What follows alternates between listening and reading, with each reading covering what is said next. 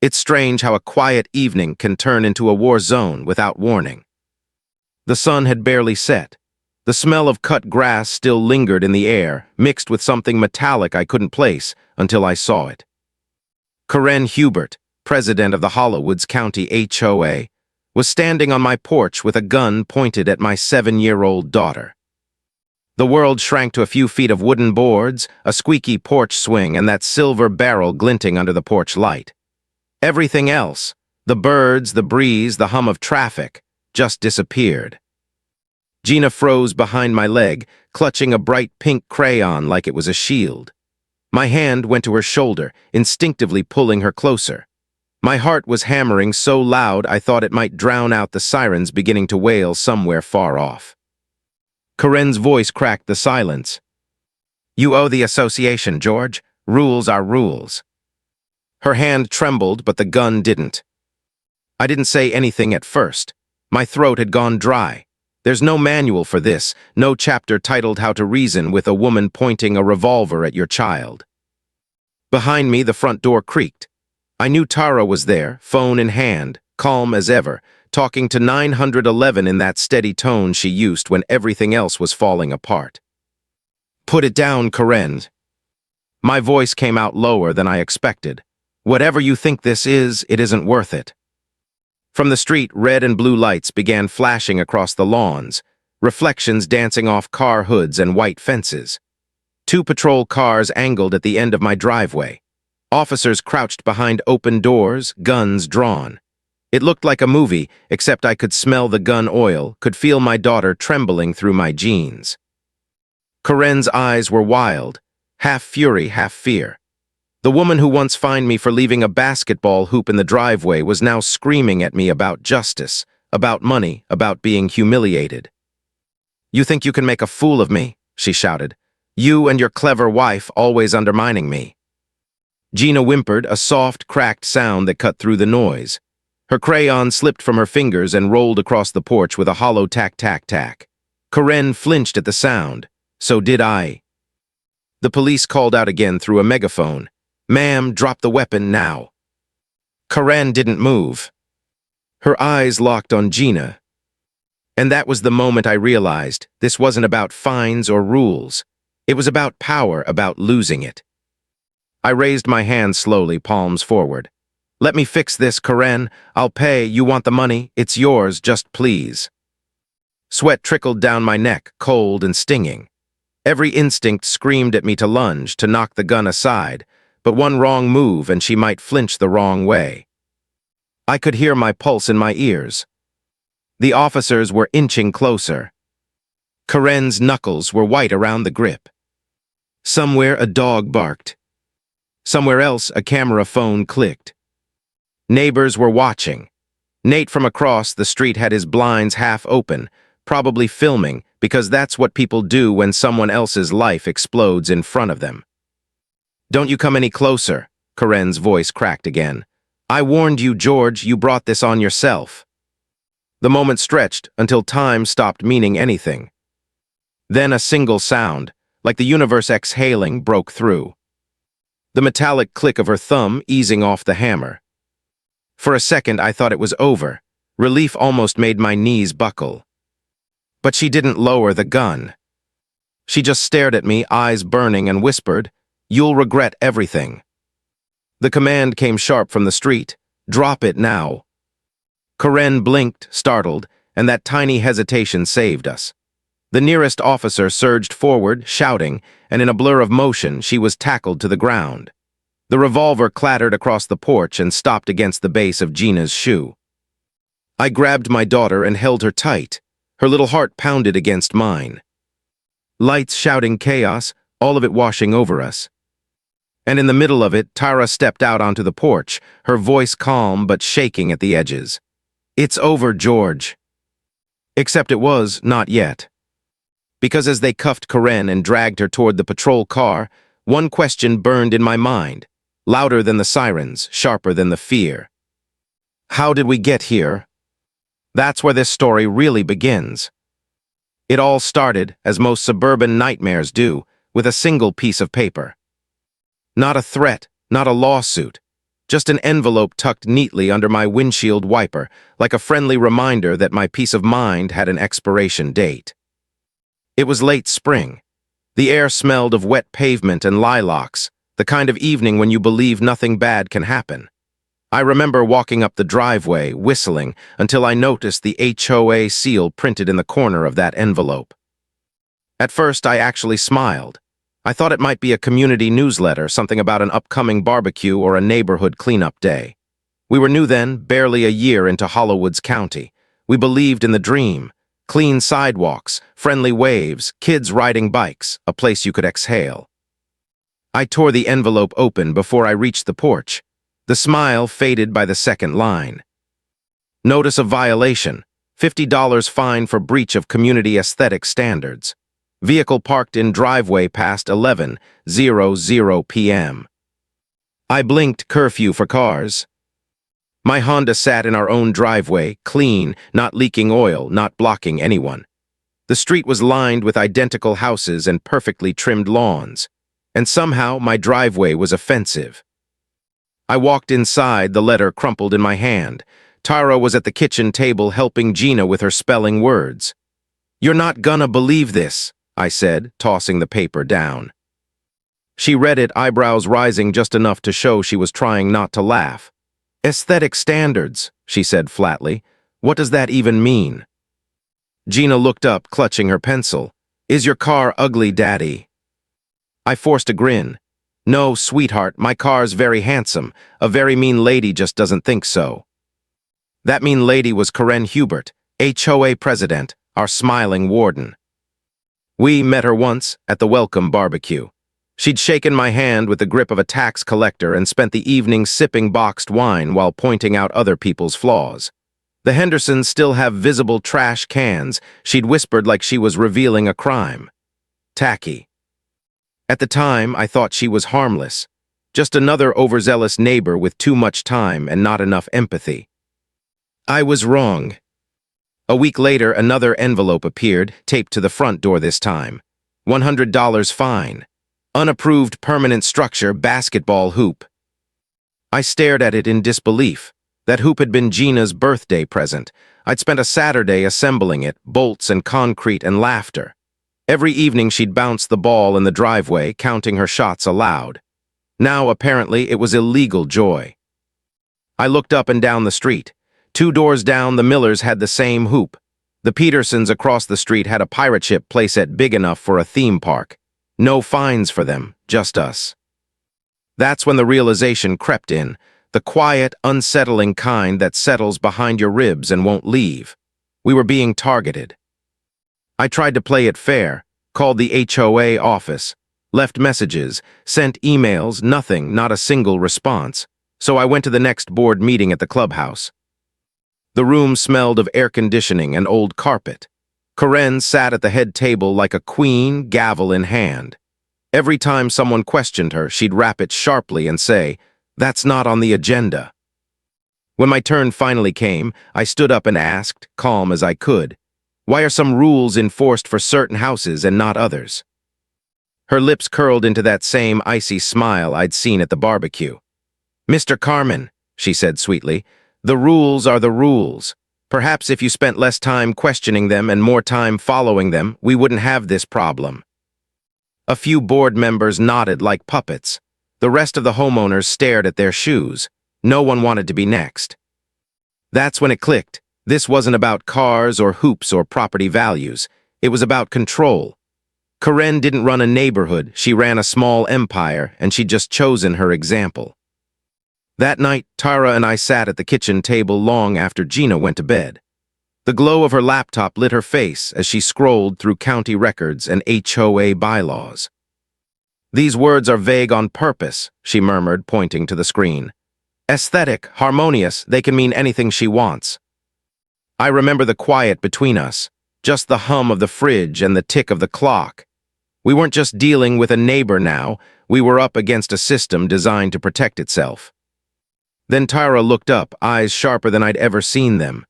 "If she wants a fight," she said softly, "we'll give her one." And somewhere deep down, I knew that promise would change everything. The next morning, our kitchen table became a command center. Coffee mugs, notepads, and a printer that hadn't worked this hard since tax season. Tara called it recon. I called it survival. She was the calm one always, the kind who didn't shout when she was angry. She just got quieter, more precise. If we're gonna stand up to her, she said, scrolling through files, we need proof, not feelings, not rumors, paper, numbers. That night, while the neighborhood settled under its manicured peace, we built our own kind of war room in the spare bedroom. Whiteboard on the wall, sticky notes, files, and a map of Hollowoods with red pins. It didn't look like much, but to us, it was the start of something bigger. I became the field agent.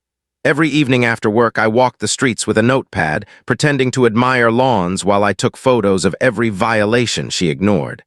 The Millers' basketball hoop, the Petersons' pirate ship, neighbor Nate's plastic flamingos glowing neon pink under the porch light. All unpunished, all visible proof that Karen wasn't enforcing the rules, she was weaponizing them. Back home, Tara's screen glowed late into the night. She's been raising fines every quarter, she murmured, tracing numbers on PDFs. But the money's not showing up in the maintenance budgets. The pool's green, the clubhouse roof still leaks, and landscaping is a mess. So, where's it going? Her tone was razor calm, but her eyes burned. That's when it hit me. We weren't just uncovering petty corruption. We were threatening a woman who thought she was untouchable. Weeks passed, the fines kept coming. $200 for non-conforming mailbox color.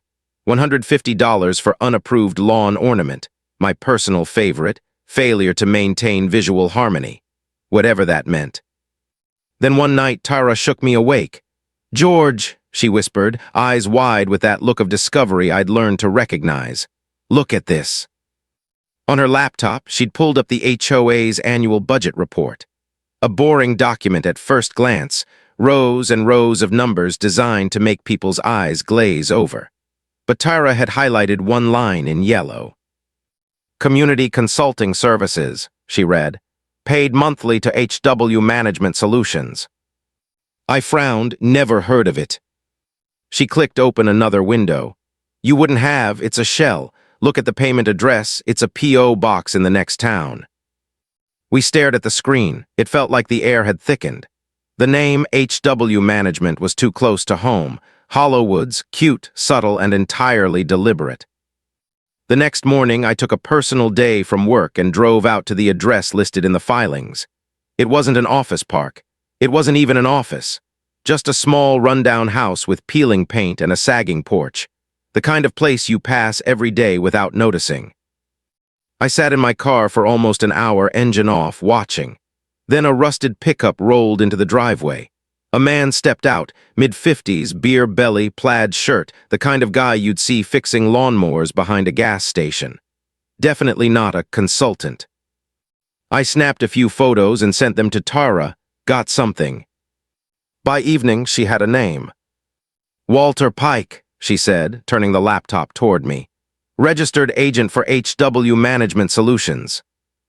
"Any relation to Karen?" I asked, half joking. Her silence answered before her words did. She clicked open a Facebook photo from years ago. A barbecue, a crowd of smiling faces, and there, right in the middle, Karen Hubert, arms slung around the same man I'd seen that morning. Caption, "So good to see my favorite cousin, Wally." My stomach dropped. We weren't just up against an HOA president on a power trip. We were up against a criminal in pearls. "She's been funneling HOA money to her own family," Tara said. "That's embezzlement, George. That's felony territory." We stood in silence, the only sound the hum of the refrigerator and the quiet tick of the wall clock. For the first time, the fear in me wasn't about fines or threats. It was about what kind of person brings a gun to a playground fight and what they'd do if we exposed them. But Tara just crossed her arms, eyes steady. "We're not backing down," she said. "We'll get every dollar trail, every invoice, every connection. We'll build the story so tight she can't wriggle out." And we did. We spent nights surrounded by coffee cups and paper stacks. The whiteboard filled with arrows and lines connecting names, dates, amounts. And at the center of it all, one name circled in red, Karen Hubert. By the end of that week, we had a picture that wasn't just suspicious, it was damning.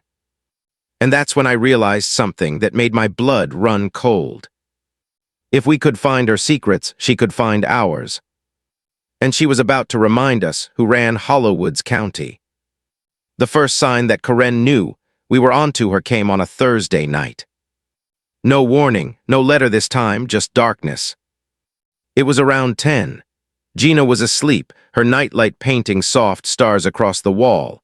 Tyra was at the kitchen table paying bills, her laptop humming. I was half watching some forgettable movie on the couch when everything went black. Not the neighborhood, just our house. Streetlights still glowed. Neighbor windows were lit, but our world went dark in an instant. "Power outage?" I asked, already knowing the answer. Tyra glanced toward the window. No wind, no rain. Her voice was calm, but I heard the tightness underneath. I grabbed the big maglite from the drawer and stepped outside. The night was unnaturally still. No crickets, no cars, no dogs barking, just silence so deep it felt wrong. The air smelled faintly of ozone and dust. I followed the beam of my flashlight down the side of the house toward the breaker box. The metal door hung slightly ajar. My pulse quickened. Someone had been here. The main switch was flipped off, manually. A cold rush of realization hit me. This wasn't bad luck or a blown fuse. Someone had cut our power, someone standing right where I was standing. I flipped the breaker back on. Lights flickered to life behind me, warm yellow spilling out of the kitchen window. For half a heartbeat, I felt relief. Then something hit me from the side. It was fast and brutal.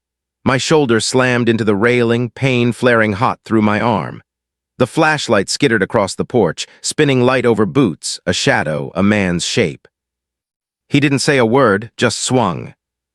I ducked, his fist caught the wall instead, the sound a dull, sickening thud. Adrenaline shot through me like fire. He was bigger than me, older maybe, but heavy and mean. The smell of cigarettes and sweat filled the air. He came again, swinging wild, and I did the only thing instinct told me to, drove my knee up hard into his gut. He grunted, doubling over. I stumbled back, scrambled for the flashlight, and grabbed it like a weapon. He lunged. I swung. Metal met flesh with a sound I'll never forget. He roared, part pain, part rage, and staggered backward. The front door flew open. Tyra stood there, phone in hand, the screen glowing blue against her face. "Police are on the way," she shouted. Her voice didn't shake. The man hesitated just long enough to realize his mistake. He hadn't counted on witnesses. He turned, vaulted the railing, and vanished into the dark between houses. I stood there panting, every muscle buzzing. My shoulder throbbed. The porch light above us swung on its wire, flickering. Tyra came closer, checked my arm, then scanned the shadows. "Are you okay?" "Yes," I lied. The police arrived 10 minutes later, flashing lights painting the street red and blue. They took statements, shined flashlights into bushes, asked the usual questions. "Could have been a burglary attempt," one officer said. "Maybe he saw your lights go out and thought the house was empty." But I knew better. "The breaker was flipped manually," I said quietly. He knew exactly where it was. The officer just wrote it down, the kind of note no one ever reads again. When they left, the silence came back, heavier now. Tyra and I sat at the kitchen table, her cleaning the scrapes on my knuckles. The porch light outside swayed in the breeze, creaking softly. Neither of us spoke for a long time. We didn't need to. Karen had sent a message. This wasn't about money anymore. It was about fear. She wanted us gone. Tyra finally looked up, her face pale but steady. "We're not backing down," she said. It wasn't a question. And I believed her. But inside, a colder thought began to form, one I couldn't shake. We were trying to fight this with reason, with evidence and law. But Karen wasn't playing by those rules anymore. We exposed her secrets. And now, she was willing to get her hands dirty to bury ours. That night, I double-locked the doors, checked every window, every camera angle. Gina slept peacefully upstairs, her stuffed unicorn tucked under her arm. I stood outside her door, listening to her breathe. And for the first time in my life, I realized how terrifying silence could be when you know someone out there wants to break it. By the next morning, I was done feeling hunted. Fear had kept me up all night, packing the hallway, checking every lock twice. When the first light of dawn spilled through the blinds, I made a decision. If Karen wanted a war, she'd get one, but this time we'd fight it on our terms. The first move was defense. By noon, I had a van in the driveway and 2 technicians unloading boxes labeled Security System Pro. Tyra stood beside me in her robe, coffee in hand, watching them install cameras across the porch, above the garage, along the fence line. "No blind spots," she said quietly. "None," I promised. We weren't just protecting ourselves, we were gathering evidence. Every angle of our property became part of a watchful machine. Motion sensors, cloud backups, a small red light blinking by the porch like a silent guardian. That night, the house felt different. The hum of the new security system was almost comforting, a heartbeat that wasn't afraid anymore. Tyra sat at her laptop, cables snaking across the desk, linking the feeds into our home server. "Everything syncs automatically," she said. "Time-stamped, backed up. If anyone so much as touches the mailbox will have their face in HD." We were building a digital fortress. But a fortress doesn't win a war, it just survives it. And surviving wasn't enough. We still needed proof, undeniable, recorded, bulletproof proof, of what Karen had been doing with the HOA funds. For that, we needed someone inside her circle. That's when we thought of Arthur Pinter, retired accountant, quiet, polite, and perpetually uncomfortable at HOA meetings. We'd seen the way he frowned whenever Karen bulldozed a vote. He looked like a man who knew something was wrong but didn't know how to say it. I found his address in the community directory. Saturday morning, I went alone. His garage door was open. He was there, sorting wrenches on a pegboard in perfect alignment. His hands shook slightly when he saw me. "Mr. Pinter," I said, "I'm George Carmen." He froze. I know who you are," he stammered. "I'm not supposed to talk to homeowners who have unresolved issues. It's against Karen's rules," I finished. "Yeah, I know." I lowered my voice. "Arthur, this isn't about fines. It's about the money, the payments to HW Management Solutions." His face went pale like I'd just spoken a name that wasn't supposed to exist. His rag twisted in his hands. "I don't know what you're talking about." But he did. I could see it, the flicker of guilt behind his glasses. "You're an accountant," I said gently. "You've seen the books, you know the numbers don't add up." He looked at the floor, lips pressed tight. "She's stealing from everyone," I continued. "And now she's sending people to my house. My family isn't safe anymore. Please, Arthur, you don't owe her your silence." That broke something in him. His eyes darted to the street, then back to me. "You shouldn't be here," he whispered. "She has friends on the board and eyes everywhere." "Then help us stop her," I said, quietly. I left him my number and a folder, the corporate filings with her cousin's name on them. "Think about it," I said, and walked away. For 2 days, nothing. I figured I'd scared him off. Then on Monday evening, my phone buzzed. Unknown number. "Is this Mr. Carmen?" "Yes." "This is Arthur. Meet me at the coffee shop in town. 1 hour, come alone." When I arrived, he was in the corner booth, hunched over a cup of tea, eyes red like he hadn't slept. He didn't waste time. "You were right," he whispered. "I've asked Karen for invoices from HW Management. She keeps refusing. She says it's proprietary. She's hiding something." Tara joined us 10 minutes later. Between the 3 of us, the air was thick with tension and caffeine. Arthur leaned in. "What do you need from me?" Tara slid a tiny object across the table, a digital recorder the size of a paperclip. "Next board meeting," she said. "When she talks about fines or budgets, just keep this on." Arthur's eyes widened. "You want me to wear a wire?" "It's legal," she assured him. "One-party consent. You're part of the meeting, you can record it. If she's laundering money, she'll brag about it eventually. People like her always do." He stared at the recorder for a long time, hands trembling. Then, finally, he nodded and slipped it into his pocket. "You understand," he said quietly. "If she finds out, I'm finished." I met his eyes. If she keeps going, we all are. That night, as we drove home, Tara reached over and squeezed my hand. "He's scared," she said softly. "So am I admitted, but we finally have someone on the inside." We were done playing defense. Now we were laying a trap. And Karen had no idea she'd already stepped into it. The next HOA meeting felt different. Not because the folding chairs were arranged in the same suffocating rows, or because the stale scent of coffee hung in the air. It was different because I knew something Karen didn't. Arthur sat quietly 2 seats down from her, adjusting his glasses, trying to look bored. But I could see the tremor in his fingers. Beneath his jacket lapel, the tiny recorder was running, its red light hidden under a strip of black tape. Karen called the meeting to order with her usual smugness, tapping that little gavel on the table like she was presiding over a courtroom instead of a clubhouse with flickering lights. "Let's begin with new business," she announced. Tara and I sat in the back, pretending to scroll our phones, pretending to care less than we did. But every word she said felt like a countdown. Arthur cleared his throat mid-meeting. "Madam President, may I request to see the invoices from HW Management Solutions for the last quarter?"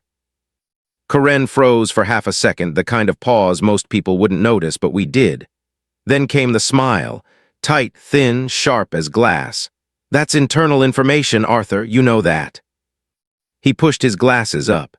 "Actually, by Section 12 of our bylaws, all members have the right to inspect financial documents upon written request."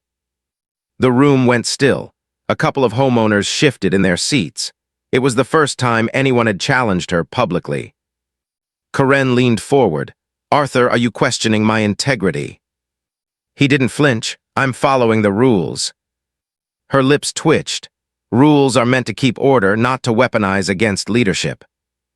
Tara glanced at me, eyes wide. We both knew what that meant. It was exactly what she'd been doing to us. By the end of the meeting, Karen's composure had cracked just enough for the recorder to catch the first slip.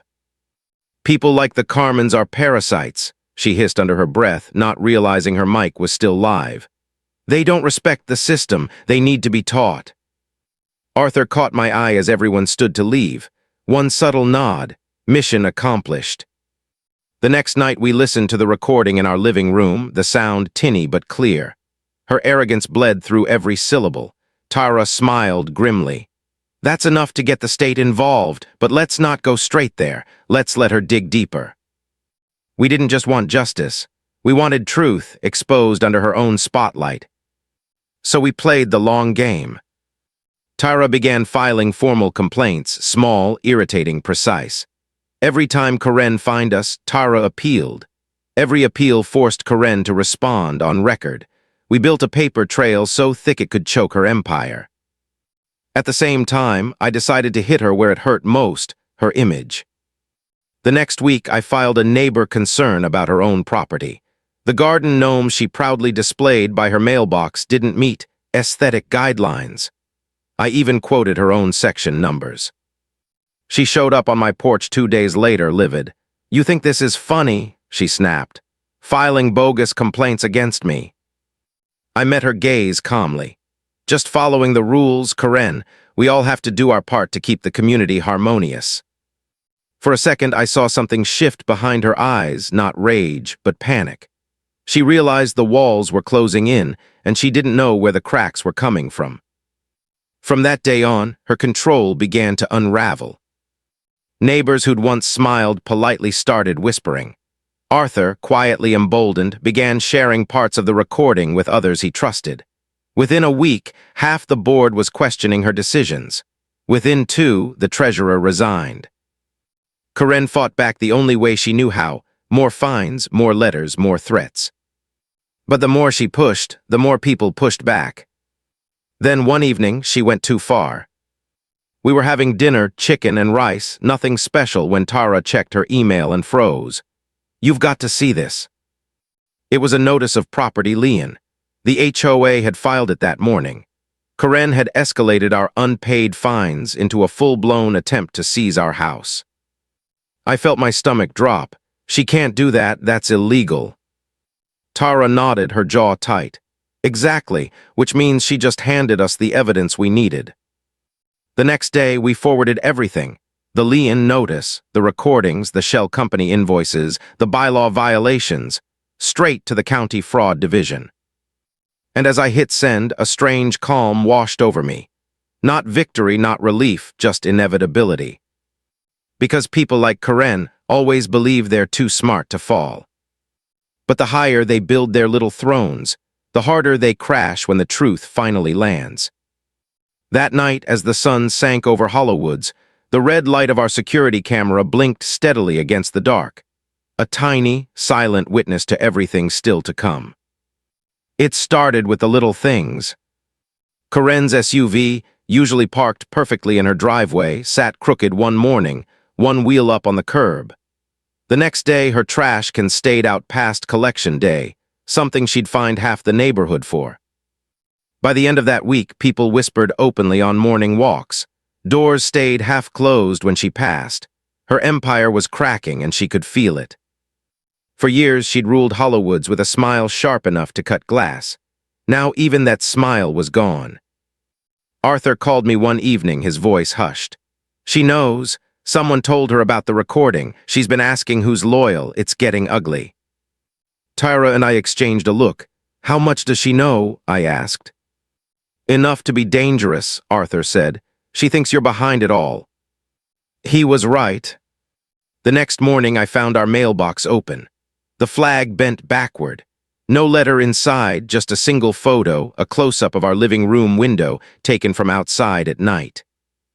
It was grainy, but you could see Tara in the background, working at her laptop. My blood ran cold. That evening, as the sun dipped low, I walked the perimeter of our fence, flashlight cutting through the dark. The grass was flattened near the back gate, fresh footprints in the mud. I followed them with my light until they vanished near the tree line. Then something glinted in the grass, a broken piece of a phone case. She was watching us, or someone was on her behalf. Tara saw my face when I came in. She's losing it, George. Desperate people get stupid. That's when they're dangerous.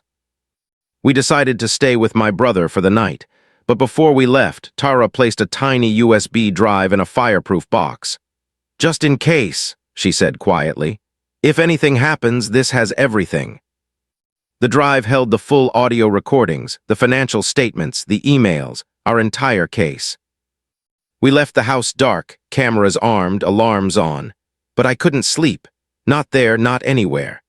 My mind replayed the sound of that gun clicking in my memory, the same sound from weeks ago when she'd pointed it at my little girl. The next day, the investigation started rolling. The county fraud division had quietly reached out to several board members asking for financial statements. And when those statements didn't match, the dominoes began to fall. One by one, her allies started talking. Even her cousin cracked first. He admitted to receiving consulting payments from HOA funds, claimed it was Karen's idea, that she told him it was for maintenance work. It was enough for the county to move fast. But Karen wasn't ready to go quietly. That night, I drove back to the neighborhood just before dusk to grab a few things we'd forgotten, Gina's school bag, some mail. The air felt thick, heavy. As I turned into our street, headlights flashed in my rearview mirror, close, too close. The SUV followed me down the cul-de-sac and stopped at the curb. I didn't have to look twice, it was her. She stepped out, face pale, hair pulled back too tight, eyes burning with that same wildness I'd seen the night she held the gun. "George," she called, voice trembling but loud. "You did this to me. You think you're the hero? You've ruined everything." I didn't move. I could see her hands shaking. No weapon this time, at least not visible. "Karen," I said evenly, "it's over. The county has your files. Your cousin talked. You need to stop before you make this worse." She laughed, a strange, broken sound that didn't belong in a quiet neighborhood. "You think they'll believe you? You think anyone cares? I built this place." Then, like a switch flipped, her anger crumbled into something almost fragile. "They'll take my house," she whispered. "They'll take everything I have." For a second, I saw something human behind her fury. The woman who once believed she was protecting the neighborhood, but whatever pity I had vanished when she stepped closer. "Stay back, Karen," I warned. Blue lights suddenly flared down the street. Two unmarked cars rolled up, tires crunching on gravel. She froze as county officers stepped out, badges glinting under the headlights. "Karen Hubert," one of them said, "you're under arrest for embezzlement, fraud, and endangerment." She turned to me one last time, eyes wet and wild. "You think this is justice?" she spat. "You'll see, people like me don't stay down." The officers cuffed her and led her to the car. She didn't resist, just kept staring at me through the glass as they closed the door. The SUV's lights faded down the road. The neighborhood was silent again. I stood there for a long time, the night breeze brushing through the trees. For the first time in months, the air didn't feel poisoned. When I finally walked inside, Tyra met me at the door. "It's over," she asked. I nodded, "Yeah, it's over."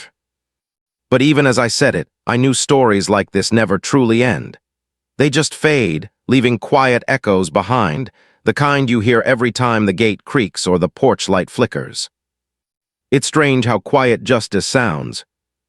No fireworks, no applause, just the soft shuffle of papers in a courtroom, and the low hum of an air conditioner that's seen too many summers.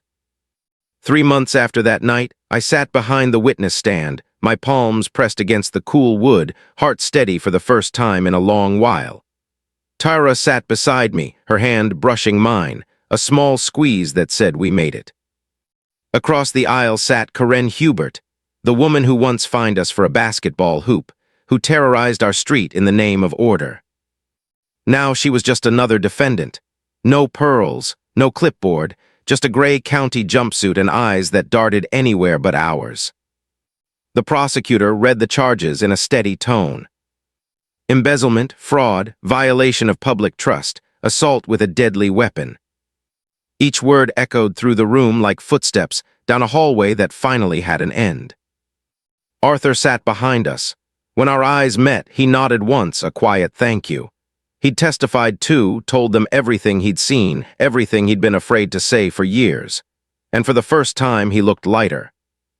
The recording Tara secured had sealed the case. Karen's own voice, dripping with arrogance, bragging about redirecting funds and keeping order the way it should be.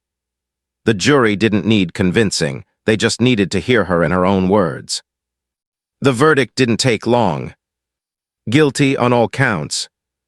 When the judge read the sentence, 5 years plus restitution, Karen didn't flinch. She just sat there, staring at the table, fingers twitching like she still wanted to grab her gavel and silence everyone. But there was no power left to swing. Afterward, outside the courthouse, the air felt cleaner somehow. Reporters buzzed around, microphones flashing. One asked how I felt. I just said relieved. Because that's what it was, not triumph, not revenge. Just the slow release of something heavy we'd carried too long.